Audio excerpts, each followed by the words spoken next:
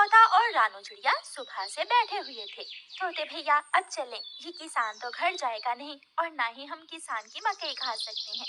रानू चिड़िया, लेकिन वो कालू कौवा कैसे हर रोज किसान की मकई ले जाता है? वो कल भी मेरे सामने किसान की मकई खा रहा था। मैंने पूछा तो कहने लगा ये किसान के खेत से लाया हूँ। वो एक नंबर का चोर है, किसी न किसी तरह वो मकई चोरी करके ले जाता होगा। किसान खेत में काम कर रहा था और चिड़िया और तोता बिना मकई खाए ही जंगल वापस चले जाते हैं।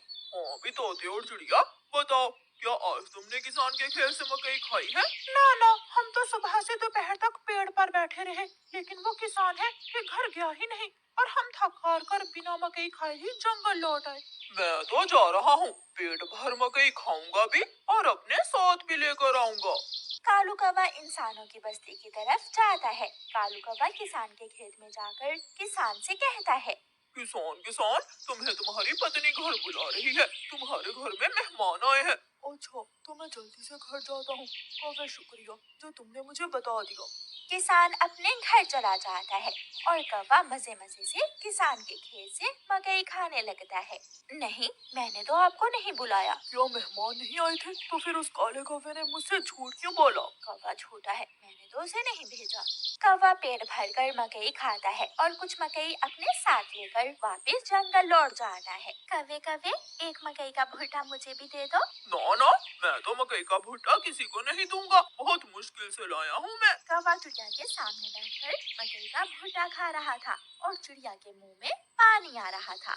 दूसरे दिन कौवा फिर से किसान के खेत में जाता है और किसान से कहता है, किसान किसान, मैं अभी अभी तुम्हारे घर से आया हूँ, तुम्हारे बेटे को तेज बुखार है, जल्दी से घर जाओ। कौवे की बात सुनकर किसान घबरा जाता है और कुछ सोचे बिना अपने घर भाग जाता है और कौवा मजे से मकई खाने लगता है।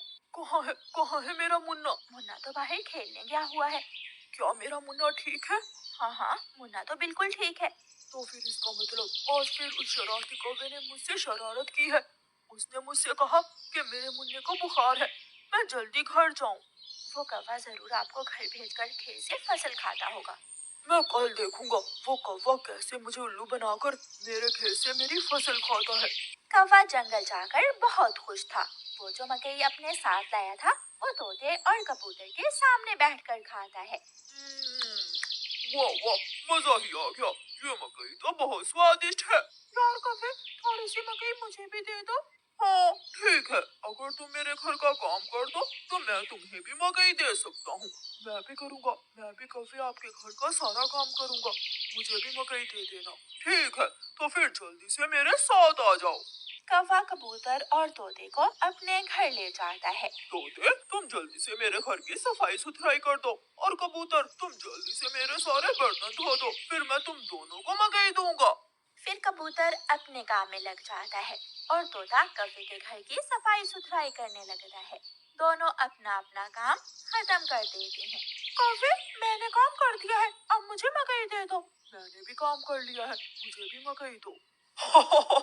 कौन सी मकई? चलो भाग जाओ यहाँ से तुम दोनों, मैं तुम्हें कुछ नहीं देने वाला।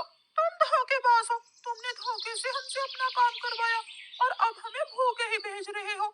कबूतर और तोता वहाँ से चले जाते हैं। कौवा हर रोज की तरह अगले दिन भी किसान को पागल बनाने के लिए किसान के खेत में चला जाता है।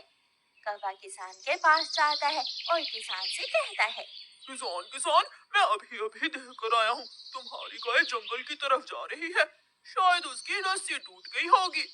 मेरी गाय को तो शेर खा जाएगा। कौवे, मैं जल्दी से जाकर अपनी गाय को बचाता हूँ। किसान वहाँ से जाता है, लेकिन आज किसान थोड़ी दूर जाकर पेड़ के पीछे छुप जाता है। कौवा किसान के खेत में जाकर मकई खाने लगता है। तो ये कौवे का बच्चा इसलिए मुझे हर रोज किसी न किसी तरह खेत से भेज देता है। जब तक मेरे पास बड़ा दिमाग है, मुझे किसान की फसल खाने से कोई नहीं रोक सकता। किसान के पास बंदूक थी। किसान बंदूक चलाता है और गोली सीधी जाकर कौवे की टांग पर लगती है। कौवा बहुत मुश्किल से वहाँ से भागता है और किसी न किसी तरह अपने जंगल वापस पहुँच जाता है। वो अपने घर के बाहर आकर गिर जाता है। हाय, मर गया, मर गया।